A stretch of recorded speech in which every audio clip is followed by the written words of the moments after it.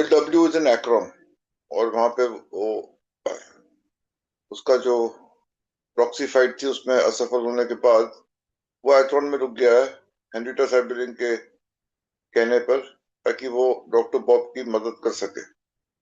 और कुछ दिनों तक एक गेस्ट हाउस में कंट्री क्लब में रहने के बाद वो अब थोड़े दिनों में बिल डब्ल्यू के बॉब डॉक्टर बॉब के घर में शिफ्ट हो जाएगा। लेकिन फिलहाल वो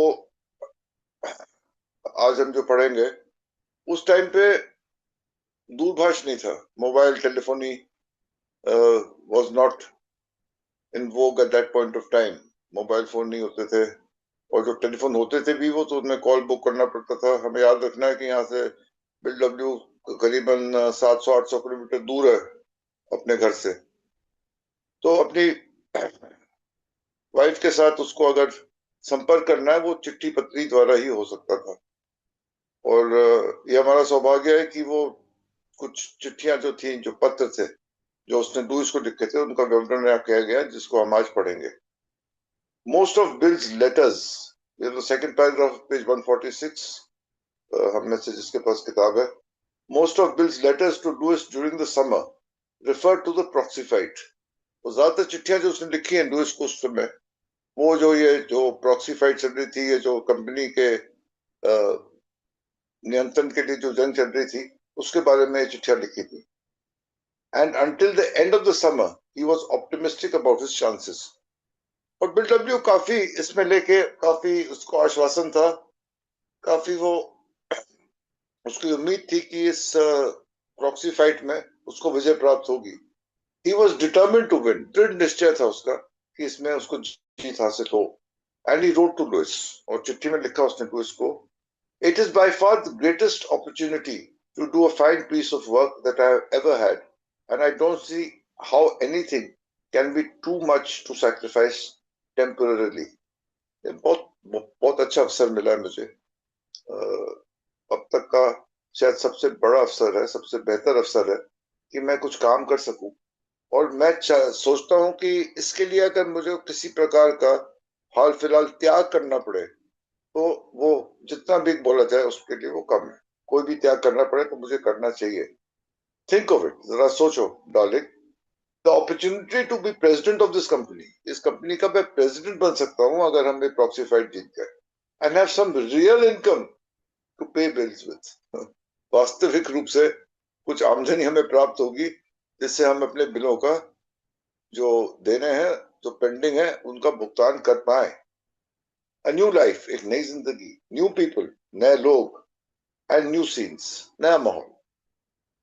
no more losers, a chance to travel. No more losers, losers वो दुकान है, डिपार्टमेंट स्टोर है जहाँ पे लुइस काम करती थी। अब तुम्हें काम करने की जरूरत नहीं है। और अ चांस टू ट्रेवल, दोनों को भ्रमण करने का, यात्रा करने का बड़ा शौक था, नई नई जगहों देखने का, नए नए लोगों से मिलने का उनको बड़ा शौक था। तो कह रहे थे अब हमको ये वाला शौक जो हमारा है ये भी पूरा करने के लिए अब हमें अवसर मिलेगा, टू बी समबडी। और आखिरकार मेरा कुछ व्यवसाय क्षेत्र में एक अस्तित्व बिल डब्ल्यू का यहाँ उसको बनते हुए दिख रहा था। To have you rested at last after your long wait for me to get somewhere. और आखिरकार तुम्हें आराम मिलेगा, और तुम्हारे जो ये इंतजार है कि तुम्हारा पति बिल डब्ल्यू कुछ बने, कुछ हासिल करे, उसका कोई व्यक्तित्व और अस्तित्व हो, वो तुम्हारा सपना पूरा होगा। All these things are at stake, ये सभी चीजें दांव पे लगी। It is not worth the worry dear heart, I have never tried to do my best before. मैंने इतनी कोशिश सफल होने की पहले कभी नहीं करी है, but I have this time, लेकिन इस समय बहुत प्रयास किया, बहुत परिश्रम किया है। And I shall not have regrets if I lose, और अगर मैं इस जंग में हार भी गया तो मुझे इस बात का कोई अफसोस नहीं होगा। ये तो एक चिट्ठी की बात हो गई। इन अनदर लेटर, एक और चिट्ठी लिखी, written at about the same time, उसी वक्त, he described the situation in the company. उसने जो उस टाइम पे ये जो नेशनल रबर मशीनरी कंपनी थी उसका जो उस टाइम पे उसकी जो हालत थी उसके बारे में लिखते हुए बोला, there is an enormous load of internal dissension, hate, fear, envy. यानी कि कंपनी के अंदर ही अंदर एक लहर चल रही है घृणा की, असंतुष्टि की, डर की, और ईर्ष्या की, ये ऐसा माहौल बना हुआ है उस कंपनी के अंदर। And it is question of adjusting personal relationships and restoring confidence. इनके एक दूसरे से तालमेल बनाना है वहां पे जो लोग काम कर रहे हैं, एंड रिस्टोरिंग कॉन्फिडेंस, उसमें उनमें ये विश्वास या आश्वासन बनाए रखना है कि कंपनी काम कर सकती है। In this case in particular, confidence is the key to the whole matter. यानी कि लोगों को विश्वास और आश्वासन दिलाना ही कुंजी है ये जो स्थिति यहाँ पे बनी हुई है। This thing has been a racket for so many years that the town people haven't a spark of confidence in it. यानी कि यहाँ पे जो गड़बड़ घोटाला चल रहा है इस कंपनी के अंदर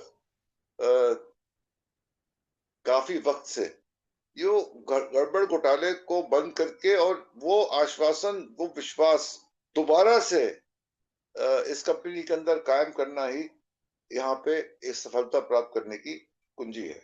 and I am staying here so long as I am able to sell them on the good intentions as to them and to the national. मेरी जो अच्छी नियत है वो मैं इनके ऊपर उसका प्रभाव डालना चाह रहा हूँ, उनको इस बात का आश्वासन देना चाह रहा हूँ कि मेरी अच्छी नियत है और मैं इस गड़बड़ घोटाले को ठीक करके इस कंपनी को वापस पटरी पे ला सकता हूँ। And praise God, I believe I am doing it. और ईश्वर का बड़ा आभार है, ईश्वर की कृपा है कि मैं इस काम में कामयाबी हासिल कर रहा हूँ। Like this little company the whole town is shot through with hate, jealousy, ambition.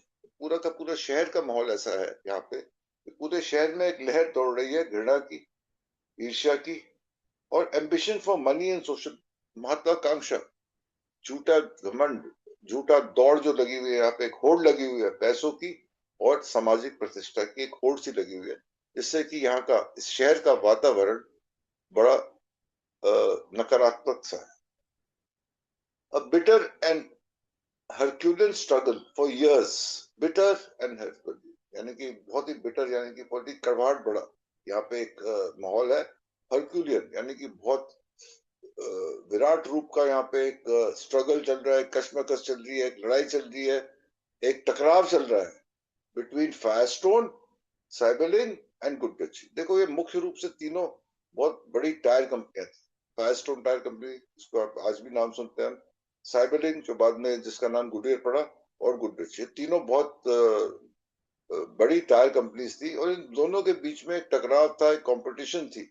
और ये कंपटीशन हेल्दी कंपटीशन नहीं था, इसमें जैसे कि लिख रहा है वो कड़वाहट थी, बिटरनेस थी और एक स्ट्रगल था, एक टकराव था, कश्मकश था आपस में। Many of the groupers here believe I have been guided to come to straighten it out.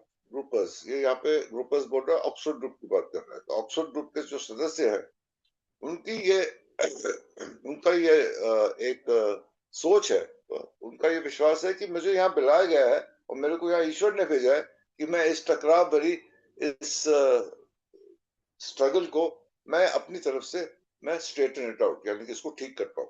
Perhaps that is far-fetched, but there is surely a great work for us to do it, and I hope God will use us to do it. लेकिन यहाँ बहुत काम करने को है और मुझे विश्वास है ईश्वर मेरे से वो काम यहाँ पे करेगा।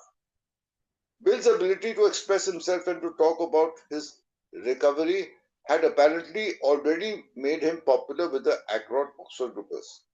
देखो, bill W had the gift of the gap, यानी कि वो बात करने में और अपनी बात कहने में उसको यहाँ पे बहुत उसका हुनर था, धनी था वो इस बात का कि वो अच्छी तरह से बात कर सकता था और अपने आप को व्यक्त करना और अपनी रिकवरी के बारे में बात करना, इन दोनों वजहों से वो काफी लोकप्रिय हो गया था यहाँ पे ऑक्सफोर्ड ग्रुप के अंदर। जब वो बात करता था तो लोग उसको सुनते थे क्योंकि उसको बात करनी आती थी अच्छी तरह से और उसकी रिकवरी की कहानी तो बेमिसाल थी। तो ये दोनों चीजें जो मिला के थी उसके वजह से ऑक्सफोर्ड ग्रुप में मेंबरों के भीतर उसकी एक लोकप्रियता जो थी वो बढ़ती जाती थी। At Anne suggestion Bill moved in with the Smiths, और एन के कहने पे अब वो कितने देर रहता वो उस कंट्री क्लब में, काफी रह लिया था वहां पे, काफी गोल्फ खेल लिया था, लेकिन पैसे ज्यादा लग रहे थे और हालांकि उसने शायद पैसे उसके पास तो थे नहीं, किसी ने साइबरलिंक ने शायद उसके लिए पैसे दिए थे, या जिसने भी दिए हो उसके पास तो पैसे नहीं थे, कितने दिन तक रह सकता था वहां कंट्री क्लब में। तो एन के कहने पे, उसके प्रस्ताव पे बिल डब्ल्यू ने डॉक्टर बॉब के घर में शिफ्ट कर दिया. He wrote to Lewis, "You see, I have helped him a lot." मैंने काफी मदद करी है, and I think she is quite grateful. और एन इस बात के लिए बहुत आभारी है कि मैंने इतनी मदद करी है doctor Bob. They are people 10 or 12 years older than ourselves. तो हम ये लोग हमसे 10-12 साल बड़े हैं उम्र में. और मैंने जब ये पढ़ा, मैंने कहा 10-12 साल कैसे है, 16 साल का फर्क है सीधा सीधा बिल और बॉब में. तो ये 10-12 साल को लिख रहा है. तो मेरे को याद आया कि लुइस जो है वो खुद ही बिल से 3-4 साल बड़ी है. अगर मेरे को ठीक से याद है, राजेश ने बताया तो था, मेरे को याद नहीं कितने साल बड़ी थी, पर 3-4 साल तो बड़ी थी. तो फिर उससे तो फिर 12 साल ही बड़े हुए ना. तो इसलिए 10 और 12 years लिखा है यहाँ पे बिल डब्ल्यू ने. He was in danger of losing his practice. और डॉक्टर बॉब बहुत ही नाजुक स्थिति में, खतरा था कि वो अपनी डॉक्टरी की प्रैक्टिस पूरी तरह से खो देगा शराबीपन के चलते. Though he is apparently a very competent and mighty popular fellow. अपने काम में बहुत हुनर है वो, और लोगों के बीच लोकप्रिय भी है, लेकिन इसके बावजूद शराबीपन की वजह से वो अपनी न केवल अपना सामाजिक स्तर, अपना सामाजिक स्थान, बल्कि अपनी प्रैक्टिस भी खोने के बिल्कुल कतार में था. और वहां से बिल डब्ल्यू उसको वापस लाना चाहिए. You will like them immensely. और लुइस को आश्वासन दे रहा है कि वो आएगी, उनसे मिलेगी, तो वो लोग लुइस को भी बहुत पसंद आएंगे.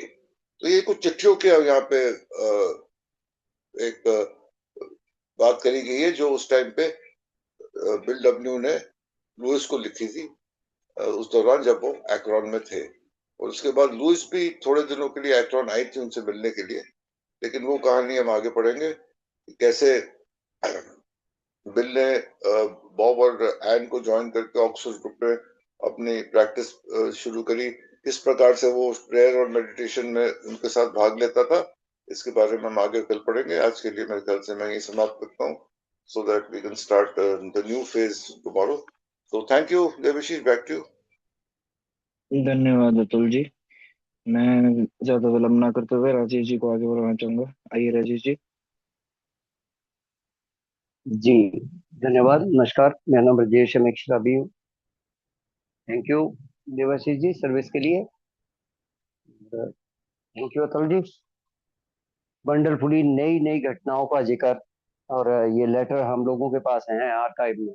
एक भी बात यहाँ पर हम बोल सकते हैं कि जो जो बातें ये इनके बीच में हुई है बिल्कुल सत्य है. कल एक सेंटेंस शायद विमल जी ने बोला था, आपदा में अवसर, और वो पहले पैराग्राफ में जो लिखा है ना, क्या अद्भुत लिखा है भाई साहब, कि भाई वो कुछ नहीं किया भैया. ये तो एक नया, देखो जी, नए युग की स्थापना करवा रहा है ना परमात्मा उनके माध्यम से. फिर बिल डब्ल्यू का जो वो था प्रोफेशनल वेंचर, वो जो असफल हुआ, ये असफल नहीं हुआ भाई साहब. कितने कितने लोगों की, लाखों लाखों लोगों के जीवन बचाने का एक वो हो रहा है. अच्छा, ये सारे लोग चले गए हैं, कोई भी इनमें जिंदा नहीं है अब तक. कोई भी इनमें व्यक्ति इसमें से कोई जिंदा नहीं है, सारे निपट गए हैं ये लोग जिनके बारे में हम लोग पढ़ रहे हैं. लेकिन यार कुछ नहीं किया भैया, सब कुछ. और ये जो सेंटेंस लिखा है ना लुइस के लिए, is it not worth the बरी डियर हार्ट. मतलब वो देखो ना. अच्छा, ये भी चीज किसी किसी के अंदर ही होती है कि भाई साहब, जैसे हम अक्सर मिटको में सुनते हैं ब्लेसिंग एंड डिस्गाइज, यार ये ब्रॉक बॉटम इसलिए हिट हो रहे थे कि भगवान हमारे द्वारा इस धरती पे कोई चमत्कार स्थापित करना चाहता था भाई साहब.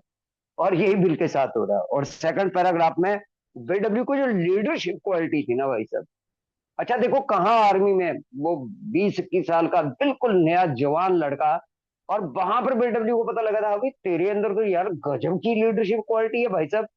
और लीडरशिप क्वालिटी में जब बीडब्ल्यू ने बड़े प्यारे तरीके से जब ट्रेडिशन का जिक्र करा है, और कई जगह ये जिक्र मिल जाएगा कि हम लोगों को जो उन्होंने शराबियों की जो प्रॉब्लम है ना, हमारी इकट्ठे रहकर काम करने की बड़ी दिक्कत है. पहली तो ये जो कॉमन वेलफेयर और यूनिटी वाला हम लोगों में होता ही नहीं, क्योंकि लीडिंग क्वालिटी होती है ना हम लोगों में. हर लीडर है, एक छुपा हुआ, हर शराबी में एक नेता है छुपा हुआ. अच्छा, एक नेता दूसरे नेता के पीछे चल ही नहीं सकता.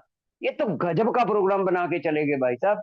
तो उस चीज का जिक्र करा है कि पर्सनल रिलेशनशिप डेवलप करनी है और कॉन्फिडेंस बनाना है. ये दो ही चीजें चाहिए ना.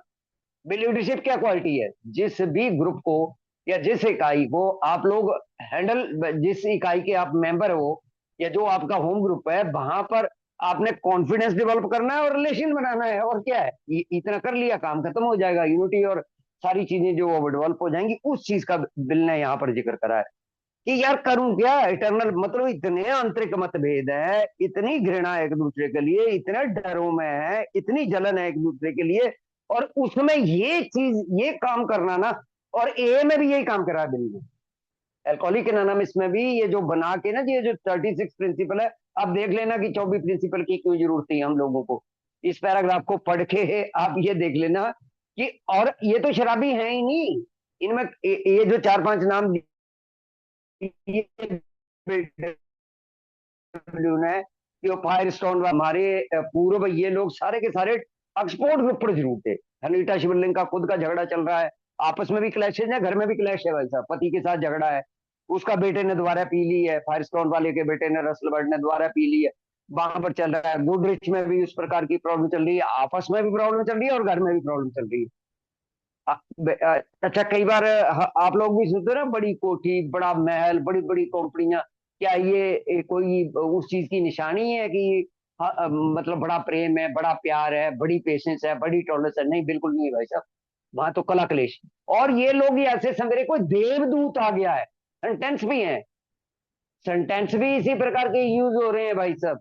अनीता शिवलिंग का कल भी मैंने जिक्र करा था, परसों भी जिक्र करा था, कि कॉल पे जब एन को बता रही है तो क्या बता रही है कि एक बंदा आया है वहां से, और भाई वंडरफुल मैन है, और मतलब उसके पास क्योर है, वो बीमारियों को ठीक करता है। क्योर का मतलब हो गया कि शफा है हाथ में, हाथ पे सिर रखेगा बंदा ठीक, शफा है हाथ में। मतलब इस तरीके के वक्तव्य जो बीडब्ल्यू के लिए देवदूत टाइप कोई व्यक्ति आया भाई साहब। और डॉक्टर बॉब की शूट ना, वो तक है कि चमत्कार को नमस्कार है बेसिकली। तो डॉक्टर बॉब की शराब को छुड़ाने के लिए हर एक तरीका इस्तेमाल हो चुका है, भाई रिलीजन का भी, भाई आध्यात्मिकता का भी, भाई मेडिकल का भी, भाई ये ग्रुपिंग का भी, भाई ये मीटिंग का भी, भाई ये सर्विस का भी, भाई ये पास टाउन का भी, हर तरीका, कोई तरीका कारगर नहीं हुआ। ये शराबी ने क्या शब्द बोल दिए भाई साहब, वो दारू छोड़ गया, अभी तो छुट्टी हुई है ना इन पैराग्राफ में, कि शराबी ने दूसरे शराबी को ऐसे कौन से शब्द बोल दिए, ऐसी कौन सी, जैसे वो जल बना के दे दिया कि भाई साहब वो पिया और बंदा ठीक हो गया। इस तरीके से लोगों को लग रहा है कि ये जितने भी क्लेश है आपस में, या जितनी भी दिक्कतें चल रही हैं। अच्छा, बीडब्ल्यू भी यहाँ किस चीज के लिए रुका हुआ है जी? प्रॉक्सी फाइट के लिए, वो भी तो। अच्छा, प्रतिवादी पक्ष कौन सा है? वो फ्लोरमैन के साथ कल हमने बोला, पढ़ा कि टी हेनरी विलियम और क्लेरेंस विलियम, ये लोग बेचारे प्रतिवादी पक्ष है, और बीडब्ल्यू का कितना प्रेम है उन लोगों के साथ, उन लोगों ने जिन्होंने घर खोल दिया कि भाई साहब ये शराबियों के लिए एक नया काम करने बंदा आया। अब बीडब्ल्यू का यहाँ पर देखना जी। और एक और चीज यहाँ पर है, बीडब्ल्यू क्या है जी? कहानीकार है। कहानीकार कौन होते हैं जी? कहानीकार वो लोग होते हैं, जैसे मुंशी प्रेमचंद है, जो वो बता रहा है ना, शायद आप लोगों ने वो पढ़ा है पूस की रात, या वो जो कहानियां हैं, मेरे को 2-3 स्टोरी जो बचपन में जो पढ़ी है हमने, दूसरी तीसरी पांचवी में जो पढ़ी है, तो मतलब एक व्यक्ति लिख रहा है कि अब अंधेरा घना छा गया और ओस पड़ रही है, वो निकलती हुई घास पे कुछ तिनके पे कुछ बूंदे अटकी हैं। अब इस प्रकार का लिखने का क्या मतलब है कि भाई साहब वो मैं महसूस कर पा रहा हूँ, सुबह घास है, घास के ऊपर वो रात को ओस पड़ी है, ओस के वो तिनके हैं, कोई व्यक्ति गुजर रहा है, उसके तिनकों से वो पिस रही है। इस प्रकार की जो चीजें होती है ना, वो कहानीकार में होती है। और बीडब्ल्यू केवल एक कहानीकार ही नहीं थे, पहले भी मैंने एक बात करी थी, चंद लोगों को हुनर, हमारे बीच में भी है भाई साहब, 2-3 लोग हमारे बीच में भी विद्यमान है, इसी मीटिंग में विद्यमान है, जो अपने हर सेंटेंस को डेलिब्रेट करके मेरे तक पहुंचा देते हैं। जब भी कोई बात करते हैं वो स्ट्राइक करती है वो बात। ये कला उनमें परमात्मा ने गिफ्ट करी है, और बीडब्ल्यू में कूट कूट के भरी थी ये कला, कि जैसे उन्होंने अपने आध्यात्मिक अनुभव का जिक्र करा बिल ने, कि ठंडी ठंडी हवाएं चलने लगी, वाइट लाइट दिखी, पर्वतों पे उड़ने लगा, चोटियों पे दिख रहा हूं, आत्मीयता वाली हवा बह रही है। केवल शब्द नहीं है, एक ऐसे शब्द हैं जो किसी की आत्मा को छू जाते हैं। तो उन सेंटेंस का उन्होंने जिक्र करा कि बीडब्ल्यू उस वो वाली शख्सियत थे कि उनके अंदर एक योग्यता थी कि जो उनके अंदर होता था वो दूसरों के पास पहुंचा देते थे। और इसके कारण बीडब्ल्यू ऑक्सफोर्ड ग्रुप में बहुत प्रिय हो गए, लोकप्रिय हो गए, क्योंकि जब भी वो स्टेज पे माइक पकड़ रहे हैं, जब भी वो मीटिंग में बोल रहे हैं, लोग एक टक लगा के सुन रहे हैं, बोल क्या रहा है यार ये आदमी। अच्छा, क्यों एक टक लगा के सुन रहे हैं? क्योंकि उसके अंदर भगवान ने कला डाल रखी है, जो वो शब्द बोल रहा है वो सामने वाले के शब्द है। जैसे हमें कई कई स्पीकर आते हैं ये में, तो जब वो बोलना शुरू करते हैं, हम एक टक लगा के, मतलब वो हिलते भी नहीं है, हिला भी नहीं जाता, क्योंकि कारण क्या है कि वो जो बातें कर रहा है वो मेरी बातें हैं। तो उस काम के लिए अब एनी ने अब आप पहुंचे जी, हमारे बिल साहब जो है अब घर पे पहुंच जाएंगे एन के। और क्या वंडरफुली लिखा है। और अतुल जी ने देखो जी, अब मैं एक बात कर रहा था ना बिल के बारे में, अब अतुल जी के बारे में, अब ये मैं सोच ही नहीं सकता। 4.5 साल बड़ी है लुइस। तो मैं तो, अगर मैंने बोलना होता, अगर मैं अतुल जी से पहले बोलता, तो मैंने बोलना था जी कि BW एक कहानीकार है, वो डेट या एज यूज का ध्यान रखता ही नहीं है, मैंने ये शब्द बोलने थे। लेकिन यार ये तो बिल्कुल एग्जैक्ट है भाई साहब, 4.5 साल बड़ी है वो, बाकी 12 साल का गैप रह गया। तो ये चीजें जो है ना, ये यार एक परमात्मा की तरफ से एक चीज होती है। अगर मैं पहले बोलता तो मैं यही बोलता कि BW भाई वो ना डेटों का ध्यान रखता है, और ऐसा है भी। BW ने कोई डेट का ध्यान नहीं रखा, साल एक एक 1.5 1.5 साल आगे पीछे कर देता है कई घटनाओं के जिक्र करते टाइम। लेकिन जब मैसेज देता है ना बिल, तो बिल्कुल एग्जैक्ट पहुंचा देता है। और ये तो सेंटेंस बिल्कुल ठीक है कि 12 साल बड़े हैं हम लोगों से, क्योंकि 4.5 साल बड़ी, लगभग 4.5 4 साल 5 महीने जो है वो बड़ी थी BW से, लुइस जो है। तो उस तरीके से बाकी ही 12.5 साल बड़े हैं। और अच्छा, ट्रीटमेंट कैसी है?